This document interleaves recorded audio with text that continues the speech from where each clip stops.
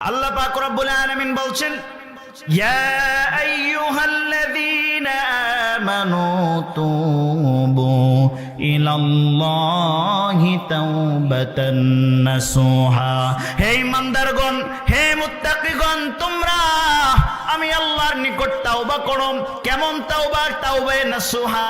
আমরা সমাজের মধ্যে আমরা 80% মানুষ তাওবা বলতে ইস্তেগফার পড়ি। যখন বলা হয় তাওবা করেন, এই ভুলটা করছেন, তাওবা করেন, তখন আমরা পড়ি আস্তাগফিরুল্লাহ রাব্বি মিন কুল্লি যামবিন ওয়া আতুবু ইলাইহি লা হাওলা ওয়ালা কুওয়াতা ইল্লা বিল্লাহিল আলিয়্যিল আযীম। সুবহানাল্লাহ বলেন।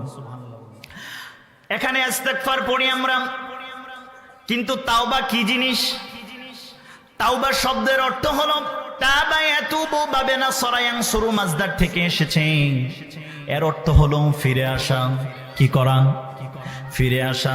আপনি যে গুনাহটা করতেন, যেই মন্দ কাজটা করতেন, ওই মন্দ কাজ থেকে ফিরে আসাকে বলা হয় তাওবা। সুবহানাল্লাহ বলেন।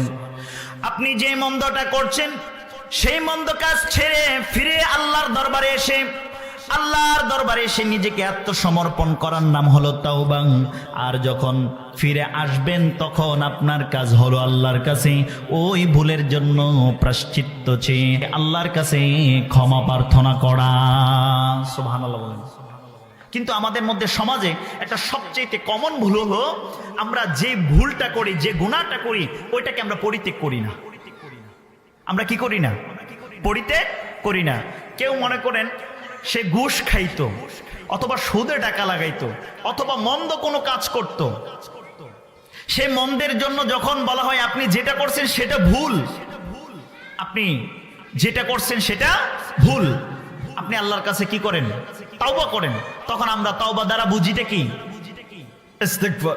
আসলে ইস্তেগফারের প্রথম কাজ হলো, ইস্তেগফারের যে তাওবা দ্বারা আমরা যে জিনিসটা আগে হাসিল করব সেটা হলো, 1 নাম্বার আমরা গুনাহটাকে ছাড়তে হবে, গুনাহকে ছাড়তে হবে। 2 নাম্বার আল্লাহর কাছে আমরা ক্ষমা প্রার্থনা করতে হবে।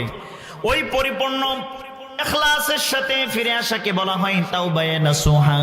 এই তাওবায়ে নাসুহার চমৎকার ব্যাখ্যা করেছেন আল্লামা ইবনে কাসির রাহমাতুল্লাহি আলাইহি। তার তাফসীর ইবনে কাসিরের মধ্যে তাওবাতান নাসুহার এই শব্দের ব্যাখ্যা করতে গিয়ে তিনি বলেন তাওবাতান সাদিকাতান জাযিমা। আল্লাহু আকবার। আল্লাহর হাবিবের, আল্লাহ তাআলার এই আয়াতে কারিমের ব্যাখ্যা করতে গিয়ে আল্লামা ইবনে কাসির রাহমাতুল্লাহি আলাইহি তিনি বলেন তাওবাতান সাদিকাতান জাযিমা। ওই তাওবা পরিপূর্ণ তাওবা, সত্য তাওবা, দৃঢ় তাওবা, যেই তাওবা দ্বারা এমন ভাবে স্থির করেছি নিজেকে যে আমি যে গুনাহটা করেছি, যেই ভুলটা করেছি, ওই ভুলের দিকে আর ফিরে যাব না। আমি চিরতরে ওই ভুল থেকে ফিরে এসেছি, গুনাহ থেকে ফিরে এসেছি। ফিরে এসে আল্লাহর দরবারে রোনাজানি করার নাম তাওবায়ে নাসুহা। সুবহানাল্লাহ বলেন। এখন আমরা তাওবা কখন করে মানুষ জানেননি? তাওবা যখন আমরা, আমাদের অনেকগুলো তাওবা করার মধ্যে ভুল আছে। আল্লাহ পাক রব্বুল আলামিন কোরআনুল কারীমের মধ্যে সেগুলোর ব্যাপারে আমাদেরকে সতর্ক করেছেন।